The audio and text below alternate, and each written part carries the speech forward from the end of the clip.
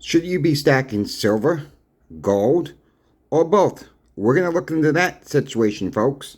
We're also going to look into another video that I came across. And I don't know this person at all, never dealt with this person at all. But I'm going to let you guys know about another YouTuber out there today. And he's got some good information. He does not put out a lot of videos. But he's got some good information. And I'm going to let you guys know about him as well. So please like, share, and subscribe. We're almost at 4,800 subscribers. We're about one short from the goal. I had to reduce it a little bit. Yes, I did. But I think we can get to 4,800. So I just need one more subscriber. If you're not yet subscribed, please help me out. Please share this information out so we can wake more and more people up. Let's just get into the video right now. I get this question a lot.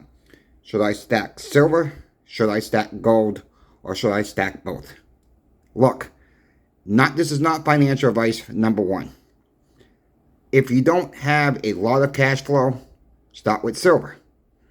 And start building your stack with silver. You can always trade for gold later. And what I'm trying to do is, I'm trying to build my stack up, which I'm not buying a lot right now. I made that very, very clear. I'm not even buying a lot of 40% or 90% right now. I just don't have the cash flow to do that at this time. So I'm taking a break from my stacking right now. And I think a lot of people are taking a break because people are hard up for money, Christmas time, whatnot, whatever the case may be. So that is what I am doing. I am taking a break right now. I'm trying not to sell anymore just right now. That is my situation right now, folks. Times are hard. So with that being said, it's hard to tell anybody, because I don't know you for one. And it's hard to tell people at the shop when they come in, should they be doing this? We're not financial advisors, number one. So, if you're in the predicament where you don't know for sure then this is where I would go with. Look at your financial situation for one. Get yourself a piece of paper and write down all your bills. Find out how much money you have left, how much fiat dollars you have left, folks. After that, yes, you're going to want some cash for emergency. How much cash that's, based on, I would have at least $500 put on the side outside of the banking system for emergencies. That's my opinion. Not financial advice, that's just my opinion. Before you start stacking anything else. Two, if you have over $500 and you got some extra fiat laying around, I would start with silver, folks. I think silver is the most undervalued asset in the world. In the world, yes. And we can trade for gold. We can trade for gold later if that's where you want to be. Act like silver and gold is your savings account. Money outside of the system. So what I'm trying to say is, and it's so difficult with this type of video because it sounds like financial advice and it's really not. Stack little by little by little. And, especially if you have a coin shop near you. I get people come in to the shop that I work for and buy a few silver dimes, a few silver quarters at a time, because that's what they can afford to do. I got the young girl that comes in twice a week, sometimes 3 times a week. She's a waitress at a high-end restaurant.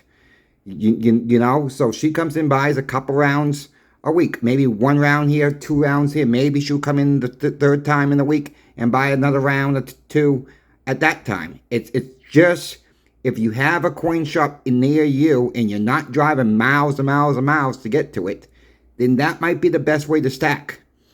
Now, if you don't have that, then you're going to have to save some of this up as you can and then go put it in the bank and then do something through, one of the online bullion dealers out there. Hey, look, every bullion dealer's different with the prices. You got to shop around. You just can't go to one bullion dealer out there, folks, and trust, trust one the whole time for the best prices.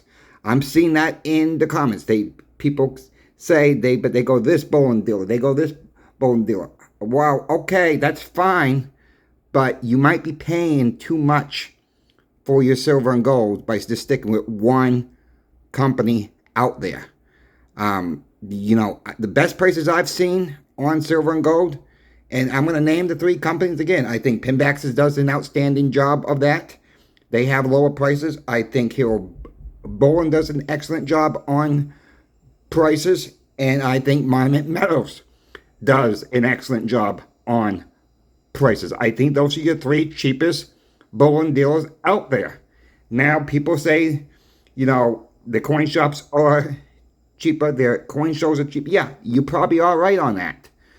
Sometimes, people come in and say, I'm going to use Pinbacks as an example. Sometimes we're higher than Pinbacks. We're looking what we paid for it, folks. Sometimes we can't beat the online bowling dealers at the shop. Sometimes we do lose stuff to the online bowling dealers. Look, they can afford to buy more in bulk from the mints and so forth. They get a little bit of better break. We can't, we don't have, for one, we don't have the storage space to buy 20 monster boxes of this, 20 cases of that, whatever the case may be. So yes, it can come to, the more you buy, the cheaper it can get in the long run. But of course, you need the fiat money to do this. So sometimes we can beat them, sometimes we can't beat them. Sometimes we're right on the ball with each other within a buck or two for a roll of eagles or roll of rounds or a sheet of bars. Whatever the case this may be, you have to shop around with everything. Look, yes, I work for a coin shop, folks. Okay? I don't buy a lot from the coin shop that I work for. I do a lot more on eBay.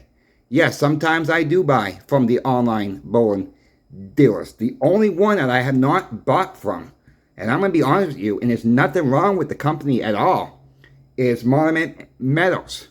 It's just not come from me. When I want to buy something, they just didn't have the best price available at the time, or when they do have a good deal, I don't have the fiat money to pull the plug. So it's not like I'm trying to bash them. No, a lot of times they do have good prices. Again, along with Hero Bowling has good prices, and I think Pinbacks is another. Those three companies go neck and neck. Now, have I bought from other online companies? Yeah, I showed you guys a few weeks ago.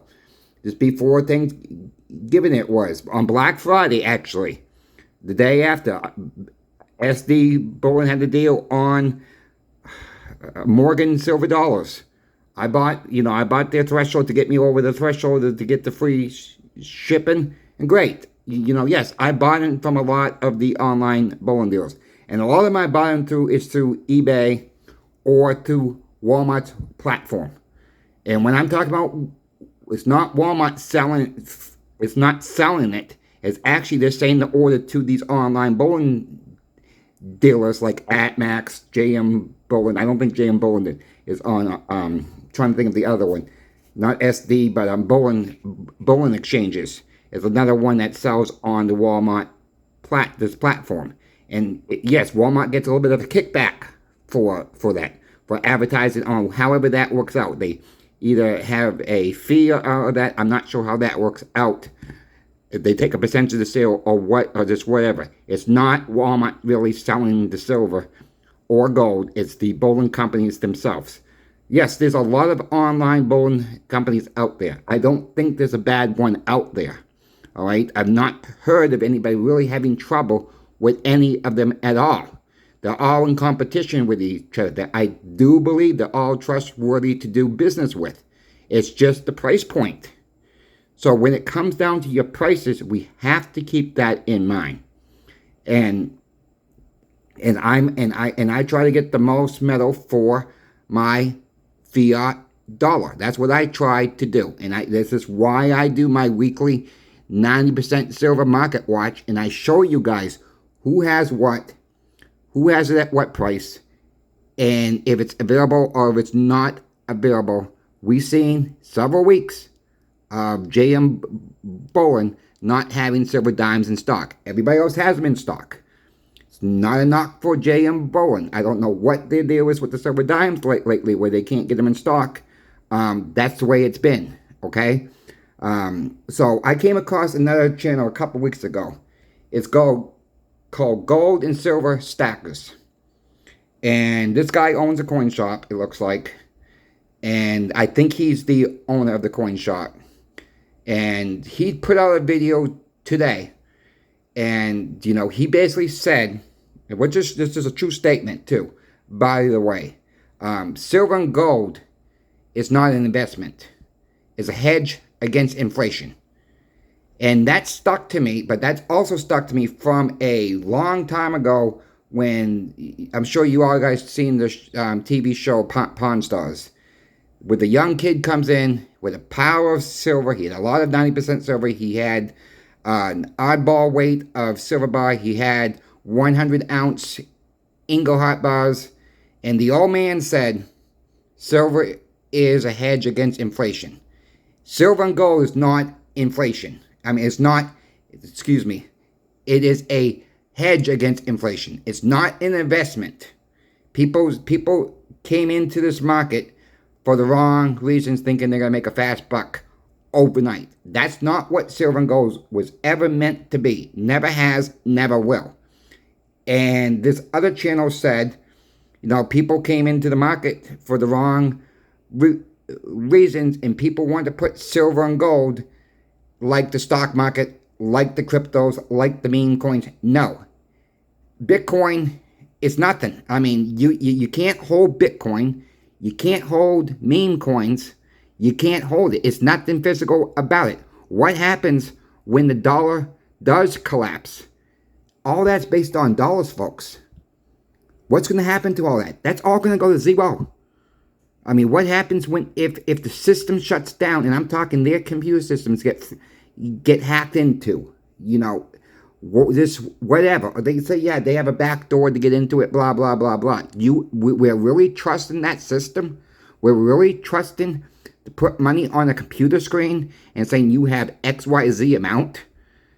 Silver and gold is physical. Silver and gold you hold, you own, you can feel it. You can't feel a friggin' Bitcoin. You can't feel a friggin' meme coin. Stocks are the same way. Yeah, I get a little nervous. I own some mining stocks. Those could go to zero too. Alright? But they could. Silver and gold's always been worth something. Physical, not paper. Physical. Like this you see on your screen. Like you have in your hands. Like you have in your safes or your shoebox underneath the bed. Wherever you store your silver or gold at, you have access to it. Alright? You hold it. It's real. It's not some Bitcoin, meme coin, whatever you want to call it, and it's just like, it's fairy dust. That's what it is. That's pretty much what it is, and hoping it's going to be there the next time you turn on your computer, and you're going to show XYZ amount. Well, that XYZ amount could be gone tomorrow. It could be gone this afternoon. We just don't know. There's the proof in the pudding. Silver and gold is a hedge against inflation.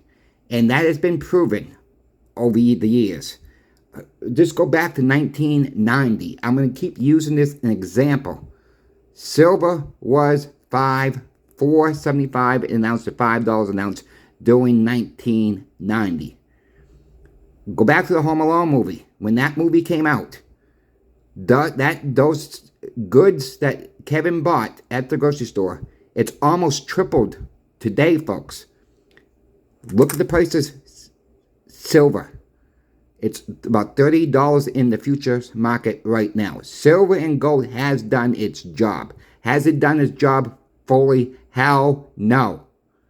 Okay? We know silver gets suppressed. We know gold gets somewhat suppressed. But ask yourself, why are the central banks buying up the gold? And why are your commercial banks in the States holding hundreds, thousands of ounces maybe even millions of ounces of physical silver. Ask yourself that. All right, these banks are in trouble. They will have their backup with silver. This suppression will stop. When that day is, I don't know. Okay, but the game will end. Just like Ralby Farber said, the end game. It's coming to an end, folks. The US dollar will not be around forever. It might be in form of a digital currency, but again, that's computer-based also. Real physical and silver is what you should have. Not going to tell you go buy it or anything like that. It's what you should have. That's just my personal opinion, not financial advice. Don't make any decisions of what I say. Do your own research on the true value of silver and gold and look at the history that has always been worth something. That's all I got for you folks today. I hope this was helpful. If you folks have any questions about silver, gold, or platinum, my email is in the description of every single video. Don't hesitate to reach out. I do get back to you all. Thank you for watching. CoinShop Chris is out into the next video.